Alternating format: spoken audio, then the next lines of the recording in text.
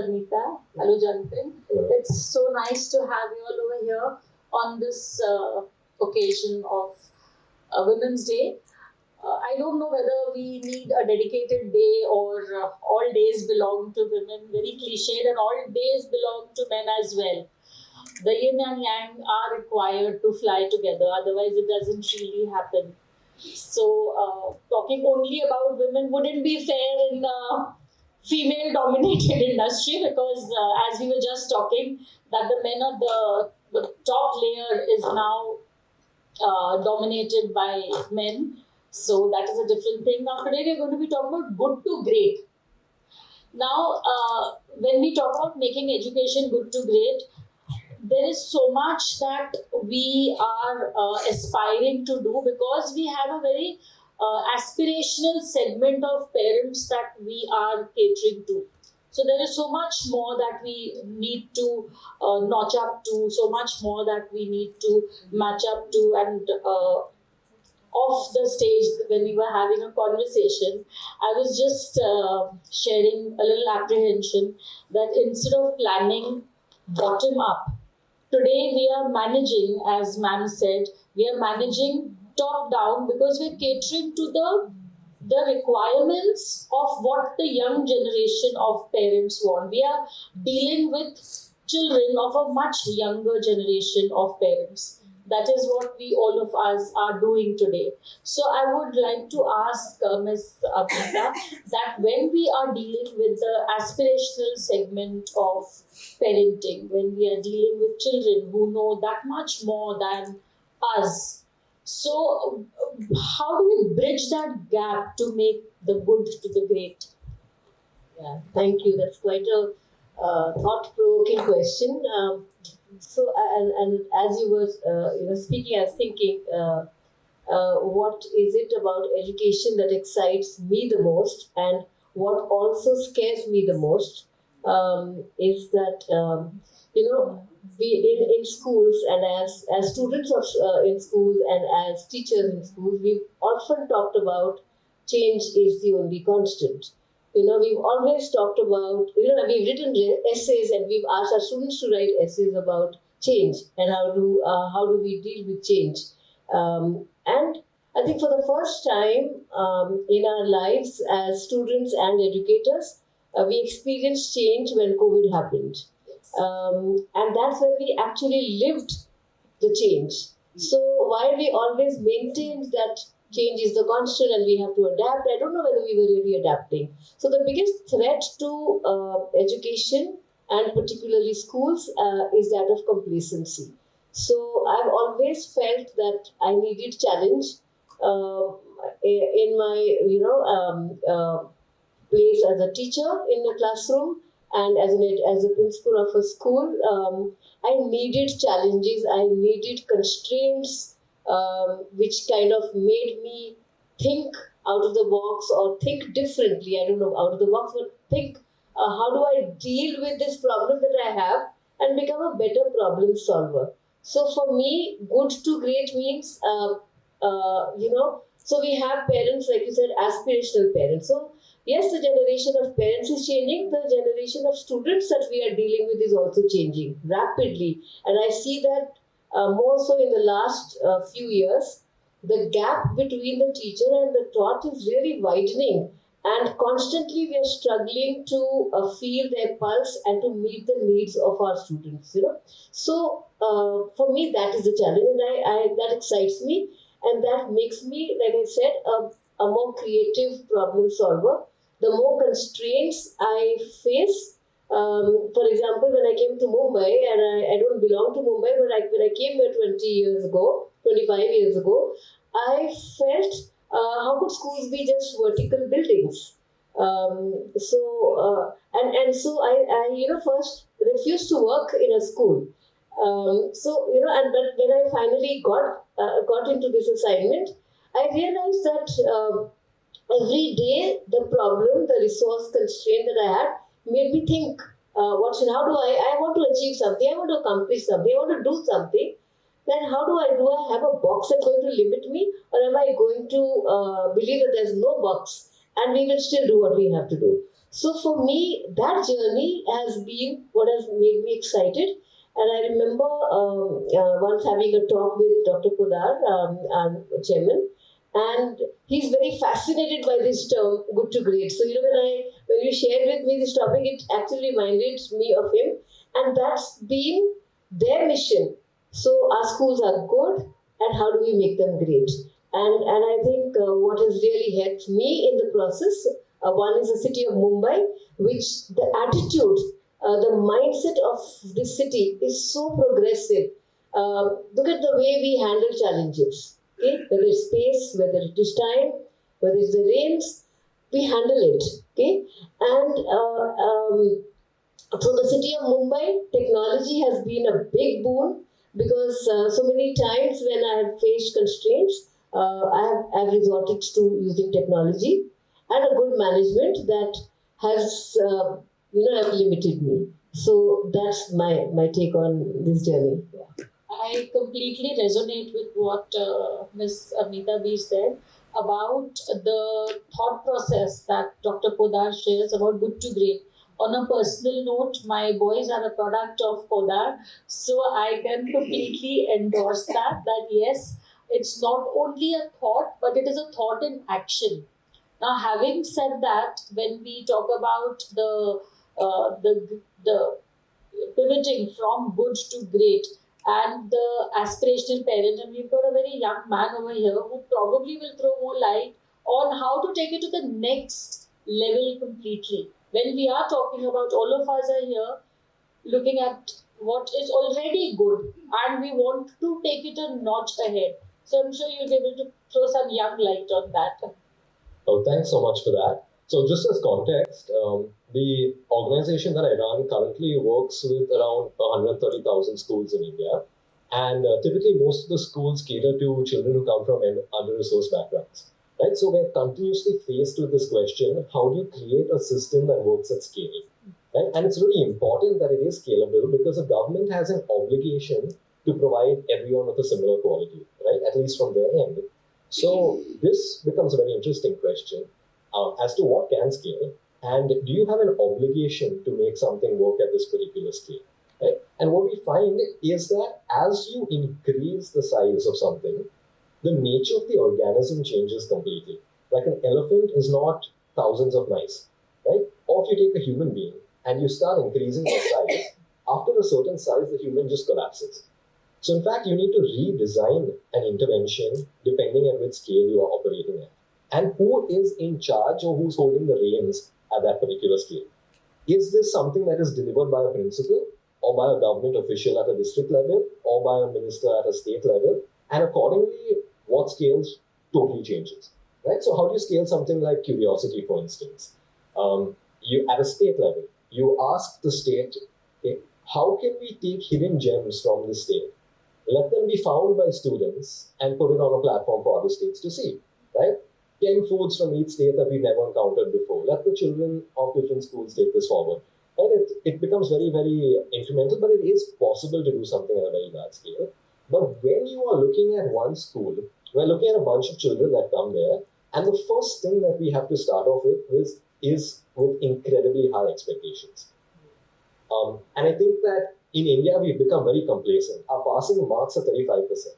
35%. Shouldn't you know at least half of what you study? And this is something that I keep bringing about. Why? Why is it this way? It's arbitrary. The British came to India and passing was 65% over there, and they made this statement which annoys me, that Indians are half-witted. And because we're half-witted, our passing percentage should be 32.5. And when we think about excellence as a build-up of a system that was formed by something absolutely arbitrary, we cannot reimagine it.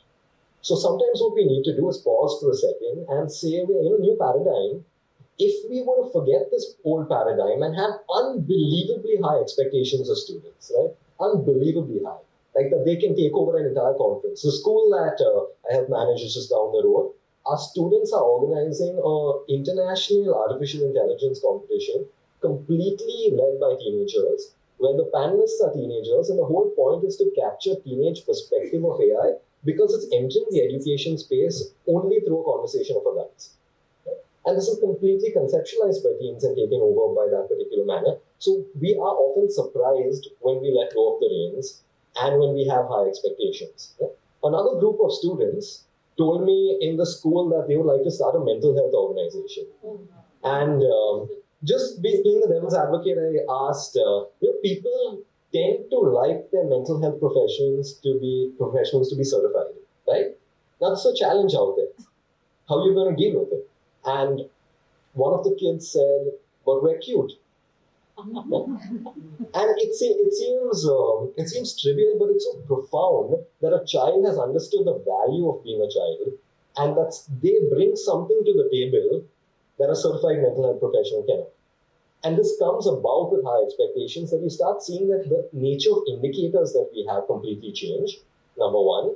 Second, who is supposed to drive that intervention completely changes. And suddenly it's not all the work that has to be done by the principal or the management or something, but we're reminded of the time when we said it takes a community to raise a child. And we incorporate that right now, right? It's, the sky's the limit, but it starts with the limit of our imagination. Absolutely. I so completely agree with it. So it's, yes, that does deserve an applause. So my takeaway from your conversation is, one is that we need to challenge the children. Second is we need to harness their intelligence. So these two things are very important when we're talking about good to great. Now, I would like to ask something, that if we need to channelize their intelligence, challenge their intelligence, and we need to channelize their energies, what is the role that AI or technology? AI is all over the place. It's taken the world by storm. So what is this role that AI is going to play? And again, is it bane or boon would be too cliche, but is it going to help us? Is it going to help us take that notch above? Or is it going to limit us? Because if I'm looking at a chat GPT or whatever, where we are getting, you put a intelligent prompt, intelligent being the keyword, you put the intelligent prompt, you get the response that you are probably anticipating or looking forward to. Is that going to therefore help us challenge the children? And is it going to help us channelize their intelligence, or is it going to limit the children's growth? That is something that always bothers me. I would want to know, what is your take on that? Since you're doing an artificial intelligence competition, I would like to hear from you. It's interesting that you said that students are leading the event, because so AI has become such a buzzword and everybody is talking about it, and somehow we don't even know the extent of what AI is. So AI is not just ChatGPT. So and there's this fear among educators and schools about cheating, and so the conversation initially was all about students will start to cheat and they will start to put all their assignments. I mean, what do we do with assessments and all of that? And so I was also going with that same flow, and so I remember last year before the academic year began, and there's a lead time when we when the teachers actually start to revisit and re-strategize for the next year. And I said, okay, let's just explore how can we integrate AI, and is it this big monster? And so teachers actually did a lot of research, and I was very pleasantly surprised that teachers on their own had been experimenting with with whatever is available. And I didn't even know, as a school, we didn't even know that, but they were trying it out in their classes, and that was very encouraging, because it was not like I was telling them to do it and so they had to do it. So we did a lot of work on this, and I remember grade 11 joining on the 1st of April, and 11 and 12, and I said, this year we've done some work on AI, and we're wanting to see where it can take us. And the children looked so blankly at me, think, what are they making such a big thing about? They are already immersed in it, So for them, it is not such a monster. I mean, of course, for them it's not a monster. They're actually living it, and they're actually much more conversant than us. So that's a big fear. That it's not just that we're scared of the technology. It's that we don't know much about even the jargon. I don't know. For example, what are guardrails? So I remember my son, who's in the technology space, talking to me about guardrails and how many items you can ask and things like that. And he took me through this whole exercise of understanding how to do prompts to how to give prompts to ChatGPT, and that scared me a bit because I felt like I don't know. I'm entering a world, uncharted path that I'm entering, and I may feel like a fool. Again that fear of technology. But then this is something we overcame many years ago, and so I mean, how to not be scared, and how to take the plunge, and how to not say that we know it all, because students will always know more than us, especially when it comes to technology. And so can we collaborate with them? So I think your question about whether is how is the AI, and I'm very I mean, it's serendipitous that last 4 days in school we've been actually the teachers have been making presentations on the kind of work they have done with ChatGPT, or they could, or they want ChatGPT, or sorry, they want AI to help them in their with the pain points that they have. So they're looking at solutions based on AI for the pain points in their classroom. Okay, so I think that's the way forward. We will go along. We will integrate it. We also had an expert talking to us about what could be the dangers. Okay, and how do we bring in literacy about AI into the school. So I think it's going to be an exciting journey. Like I said, any disequilibrium, I feel very excited about it because it leads to another higher equilibrium. So yeah, so I look at it like that. Yeah. So I guess the fear of the unknown is more if you're not able to integrate into that learning. That is what I understand. That if you're fearful because you're not able to integrate into it, and I guess children are our best teachers rather than the other way around. So we can have your perspective on the same. Oh, sure. Hello. So it seems that when something is done incredibly quickly, we're fascinated, right? Can you tell me 348 multiplied by 20? Someone tells it to you immediately. It's fascinating, right? More fascinating than whether it's correct.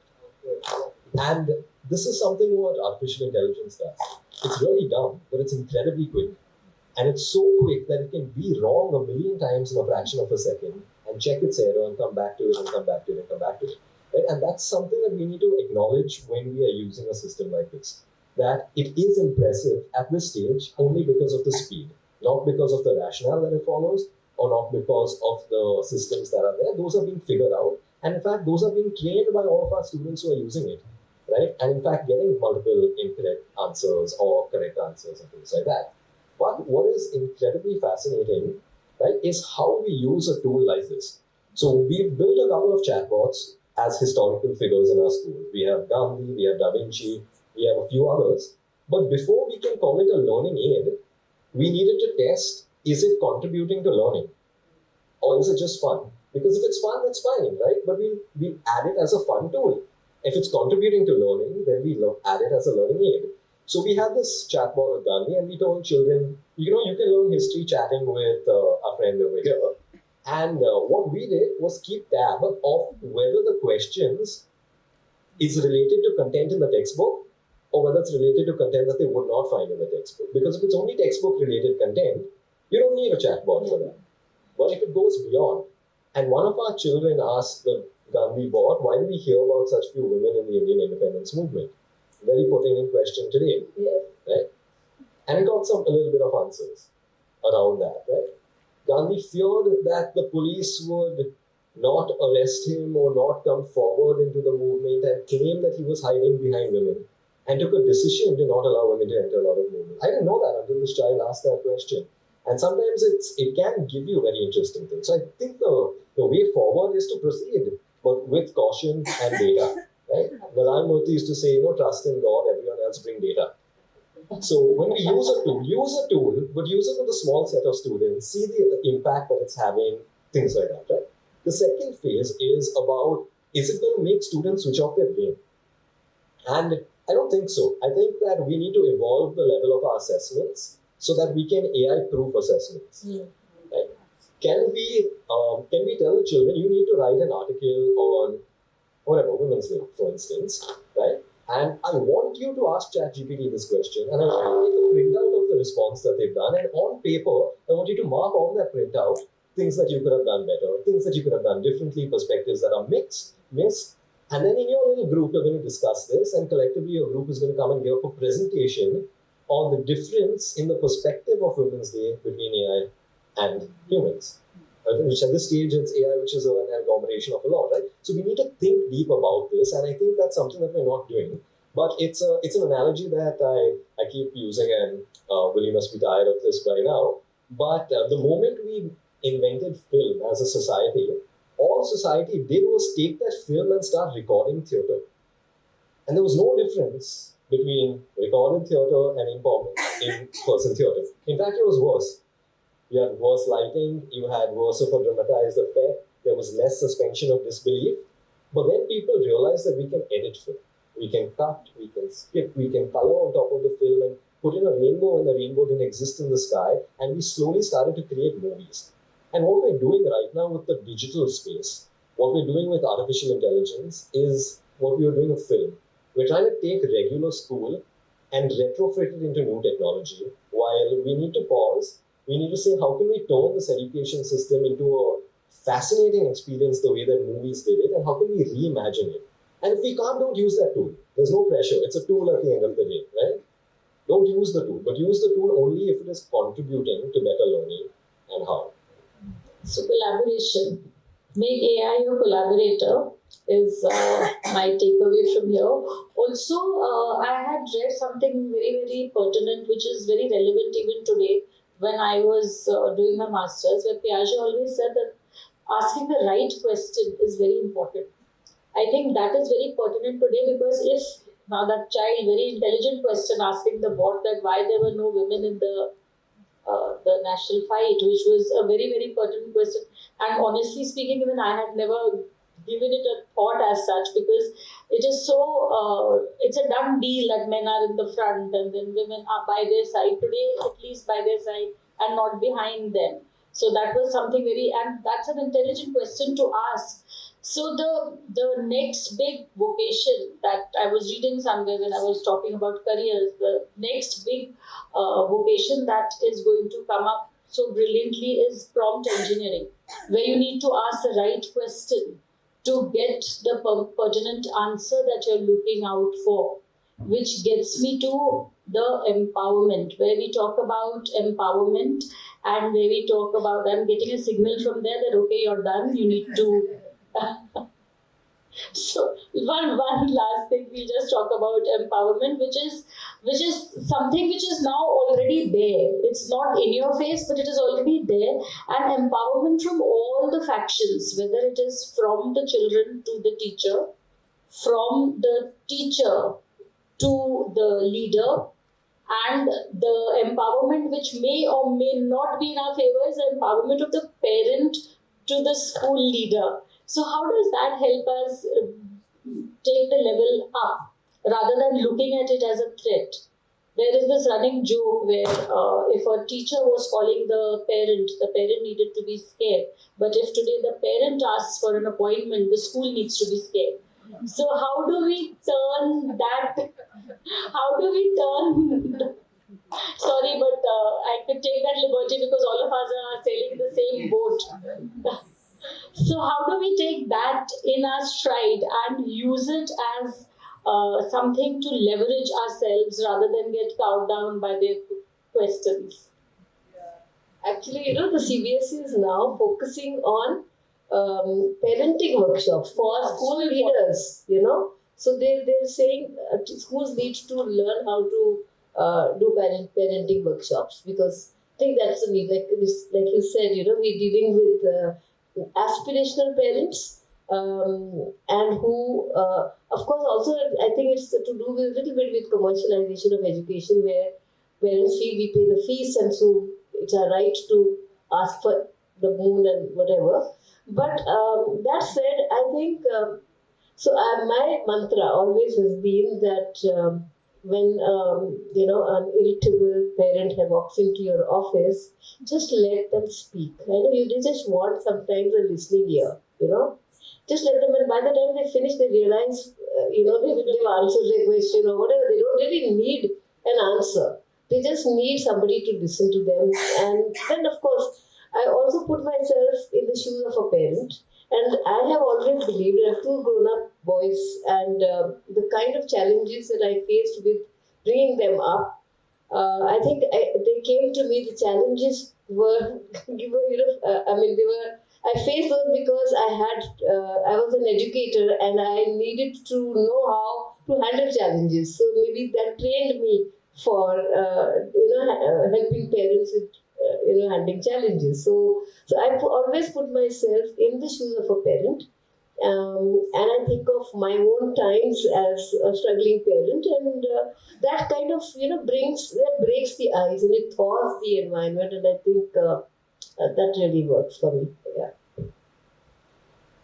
So for one of the schools that we set up in rural Madhya Pradesh, we thought that it will be interesting to keep the local language as the medium of instruction in the school. You hear so much about how it's important to learn in your mother tongue and things like that, right? But the teacher said, hey, why don't you teach in English? And we said, because there aren't any English speakers in this village. Okay, it's 2.5 hours away from the nearest hospital, forget the nearest town, right? And they said, but we think he should teach in English. And then the parents came and said, why don't you teach in English?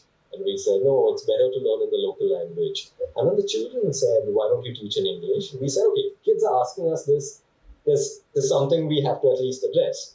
So we put out a project and we asked the children, you have a week to come up with a project to convince us as to why you think English is important, because it completely changes the strategy. Right? It's going to take 2 years for teachers to learn enough English to start teaching you, unless we rely on technology, which was pre-AI days and everything like that. And forget the 1 week, right? While children were planning this project, one of the children came to me the next day with a fertilizer packet saying, my parents are farmers, we buy organic fertilizer, but the ingredients are written in English and we don't know what we get. Okay? And I felt so silly in that moment that I'm trying to be empathetic, trying to be sensitive, trying to do something for a community, and did not stop to ask them. Not even once. Like, it's a lesson that I hold all throughout. But this is the importance of empowerment, right? Not empowerment for empowerment's sake, but it actually makes your intervention so much better. And if we can do this for kids and we can do this for parents and set certain boundaries and regulations, right? Parents who come into the school, come in, speak to a student committee who's going to really take charge of this, right? So offload some of the burden of the teachers, but actually let students weigh in on that perspective or anything to that extent, right? And once this starts happening, once people are given that position of power, you automatically have people withdraw, those who don't want it, right? And because quite often people want to be heard, they don't want to be a decision maker, right? And there are some people who want to be the decision maker, and this automatically gets filtered through the process of actually empowering people, right? But as you start doing that, these nuances pop out. Like for instance, you'll find in schools themselves, quite often, if a boy is shouting, teachers tend to tell the boy child, do not shout in class. Right? But if a girl is shouting, they say girls don't shout. Yes. It's not saying not here, it's saying girls don't shout period, right? And these are very minor aspects that get driven in so many different directions, right? And empowerment can come in as small a way like this or as big a way as that. And if you go to our previous question, until this empowerment happens, every time that we ask ChatGPT or Gemini the question of what is the opposite of a mother, they'll say father. And they won't tell you the opposite of a mother could be a woman who's not a mother. And until you start looking at things in a different perspective and people start talking about that, all our AI models are going to be built on an old paradigm of society and continue to propagate the things that we don't know. True that. I think I'm getting constant signals to wind up, but all I can say is that this, I don't know about you all, but I've found this discussion extremely enriching and very cathartic as well. So thank you so much. Thank you, Mr. Deepa. Thank you, Jonathan. I would like to acknowledge the presence of Dr. Raina Jain, the founder of Witty Group of Schools. Thank you so much for being here.